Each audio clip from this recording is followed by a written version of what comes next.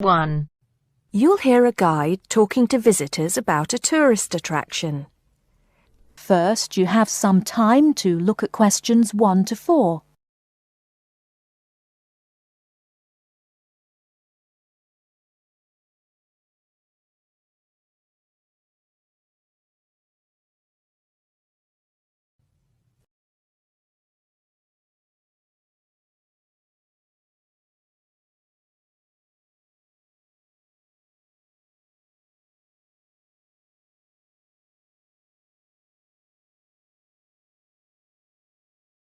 Now listen carefully. Good morning, everybody. Welcome to the Roman Baths. My name's Amanda, and I'm your guide for today. Before we begin the tour, I'd like to point out that we have child carriers, free of charge, of course, for those of you with young children, and I can see that there are 1 or 2 of you here this morning. It might make things a bit easier for you than using a pushchair. If you don't want to carry your coats and bags around with you, there is a cloakroom behind reception where they'll be quite safe. Also, should anyone want to use the bathroom, there's one here in the reception hall, opposite the ticket office, and another one by the shop where we end our tour, right by the exit. Having mentioned the shop, I should tell you that it's full of interesting things for you to remember your visit by. Posters, postcards, replicas of the Gorgon's head, the Haruspex stone, and the statues that you'll be seeing on your tour. There are also games, books and videos for children and other souvenirs. Our first stop will be the terrace, where you will get your first view of the baths. Now, the statues that line the terrace here are of Roman emperors, governors of Britain and various military leaders.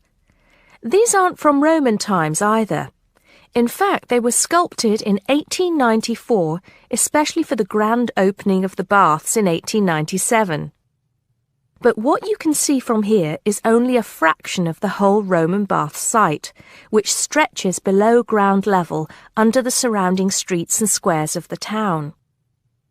While we're here on the terrace, getting our first look at the baths, let me fill you in on a bit of the history. This site, with its hot springs, has long been seen as a sacred place, and the first people to build here were the Celts, and the shrine they built was dedicated to the goddess Sulis. Of course, back in those days they had no way of explaining how hot water came to be bubbling out of the ground, so they believed it to be the work of the gods. When the Romans came, they too built a temple here and dedicated it to their goddess, Minerva. Before you hear the rest of the conversation, you have some time to look at questions 5 to 10.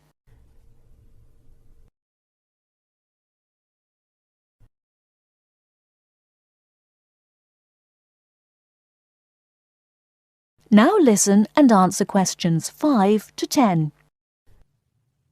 The bath you can see from here is called the Great Bath. Not very imaginative, I know, but it is the biggest. Impressive, isn't it? At one time it was housed in a huge vaulted hall 40 metres high, which for many people of the period must have been the largest building they'd ever seen in their lives. The bath itself is 1.6 metres deep, ideal for bathing, and has steps leading down to the water on all sides. The niches or alcoves you can see all around the bath would have had benches and possibly small tables for drinks and snacks. Not a bad way to spend your free time, relax, and tell yourself it's all good for your health. Let's move on to our next stop, the Sacred Spring. This is the heart of the site, where the hot water bubbles up from the ground at a temperature of 46 degrees centigrade. The water comes up from a depth of between roughly 2,500 and 4,500 metres, where geothermal energy raises the water temperature to between 64 degrees and 96 degrees. Over 1 million litres of this hot water rise up here every day, and as well as being hot, the water is rich in minerals, and it was thought it would cure various ailments and illnesses. In fact, people came here from all over the Roman Empire to try out its healing powers. Before we take a look at the changing rooms and saunas, which are known as the East Baths, and the plunge pools and heated rooms of the west part of the bathhouse, we'll pass through the site of the temple and the temple courtyard. Here we are. This temple is one of only 2 known classical Roman temples in Britain. The other is the Temple of Claudius at Colchester. This temple is said to date from the late 1st century AD, being built between 60 and 70 AD. But the original temple has been knocked about and added to over the centuries, and what you can see here are just bits of the original temple. Okay, shall we move on? That is the end of part 1. You now have half a minute to check your answers.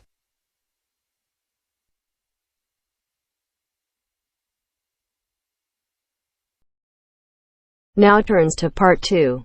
Part 2. You are going to hear a radio interview about giving up smoking.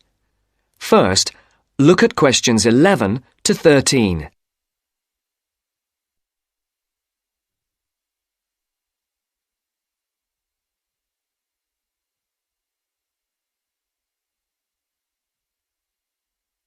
As you listen to the first part of the interview, answer questions 11 to 13. For these questions, there are 4 alternatives: A, B, C, and D. Decide which alternative is the most suitable answer and circle the correct letter. And now, let's hear what Mr. Gold has to say about kicking the habit of smoking. It was connected with wanting to change your life and your desire to become an actor. Is that right, Mr. Gold? Yes. So, can you tell our listeners a bit more about how you managed to give up? Well, I enrolled on a variety of evening courses where I found I wasn't able to do the warm-up sessions. Bending down to touch my toes made me breathless. Even though I hated to admit it, the problem wasn't so much my sitting around all the time, but my 15 to 20 a day smoking habit. If I'd been able to limit myself to 3 or 4 cigarettes a day, there'd have been no problem, but I was seriously addicted. And I'm talking about waking up at 3 a.m. dying for a cigarette, or, in the days before 24-hour shopping, driving across London at night to buy a packet of cigarettes when I ran out. But above all, my addiction meant making sure I never ran out, at the expense of everything else, including necessities. So, what did you do? The thought of all my past attempts to give up just wouldn't go away. This was something that had constantly been on my mind, especially first thing in the morning with the chest pains, coughing fits and headaches, not to mention the frequent colds and throat infections. But I couldn't imagine life without smoking. I also enjoyed my life, but the thing I longed for most was to escape the trap of a job I was bored with.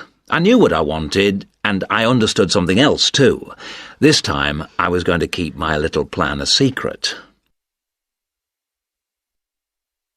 Now look at questions 14 to 20.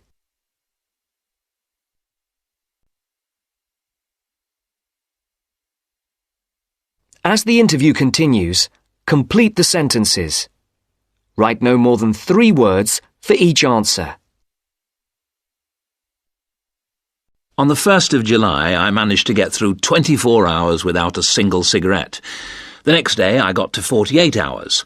Then I aimed for 100, 500, 1,000. Easy. It was my own little private game, and I was winning it. If anyone mentioned they hadn't seen me smoking, I simply said I was cutting down. I had to be sure of success. Eventually, a month passed, and I felt safe enough to come out. I'd lost count of the number of hours I'd gone without a cigarette. All I suffered was a couple of bad headaches, and then I was set for my most healthy year ever. Not one single cold for over 12 months. I now realise that the secret of my success was to look upon this as an exciting adventure, a way of helping me to become an actor. And because nobody knew what I was up to, I never once feared the accusation of having no willpower if I failed. With the right attitude, the whole thing turned out to be a lot easier than expected. I finally did get into much better physical shape, go to drama school, and become a professional actor. Very interesting indeed. I'm sure we all wish we had Mr. Gould's determination. Well, thank you very much, Mr. Gould. And I hope our listeners will learn from the experience you and our other guests have talked to us about today, and perhaps find their own road to success. That is the end of part 2.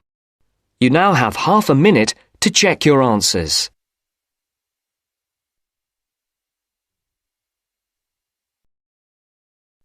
Now turns to part 3. Part 3. You are going to hear a conversation on rivers. First, you have some time to look at questions 21 to 25.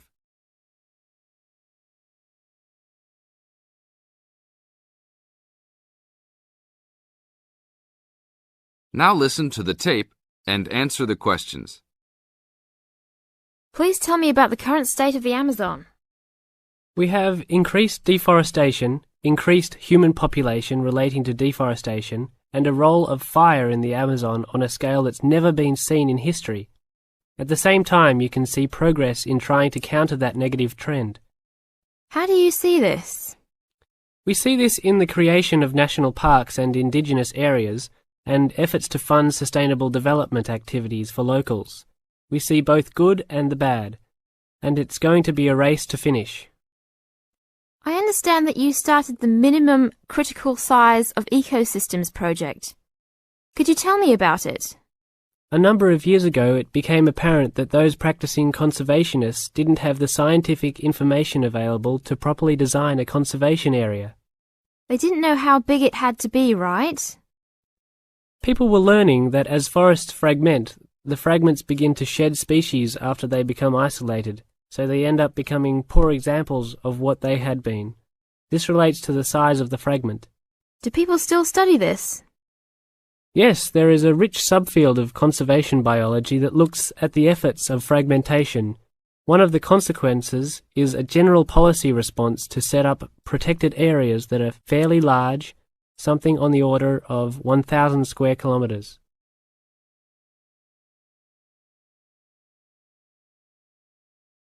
Now look at questions 26 to 30.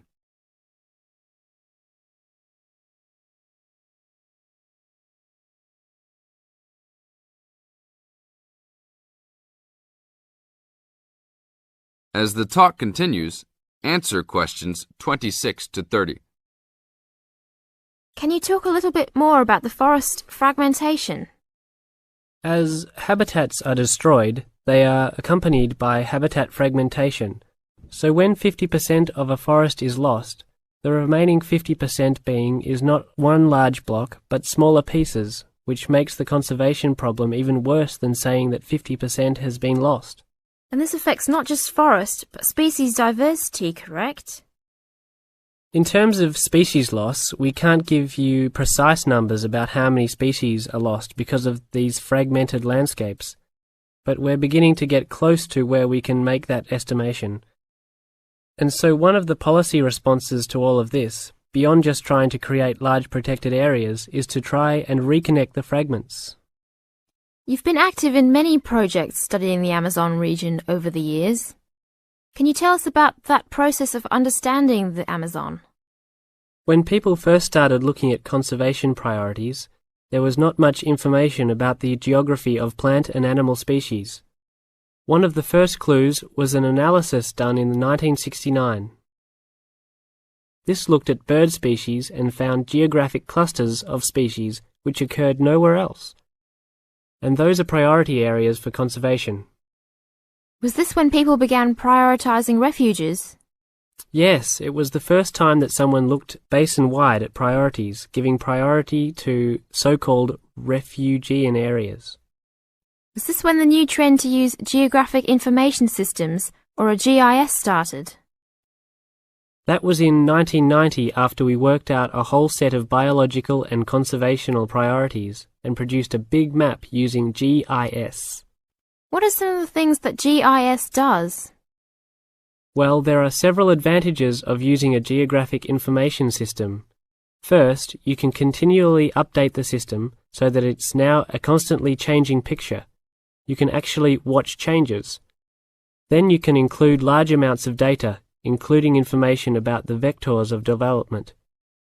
Roads, railroads, pipelines, hydroelectric projects, etc. And finally, because it is accessible on the Internet, it makes this information available to anyone who's interested. That is the end of part 3. You now have half a minute to check your answers.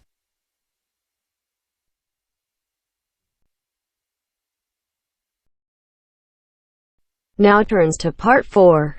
Part 4. You will hear a lecture about sports. First, you have some time to look at questions 31 to 40.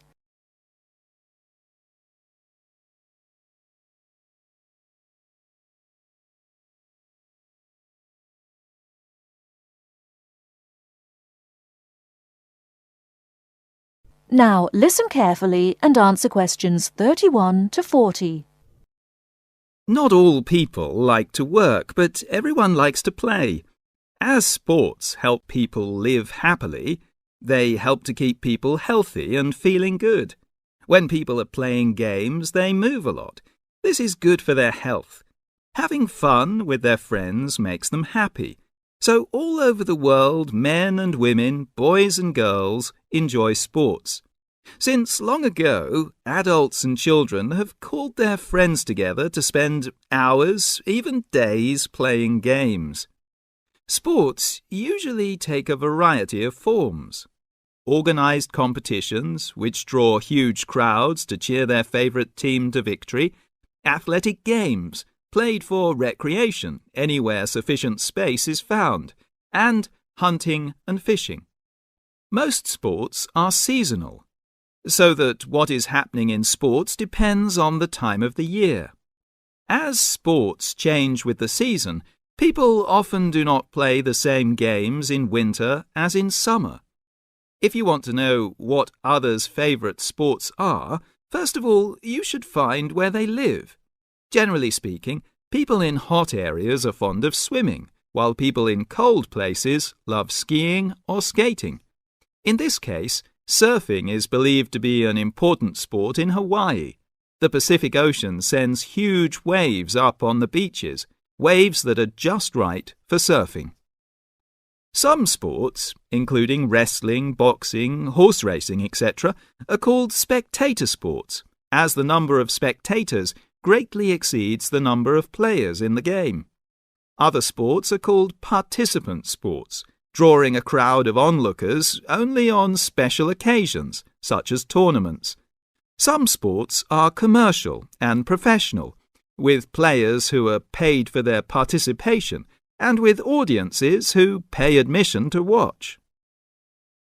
That is the end of part 4. You now have half a minute to check your answers.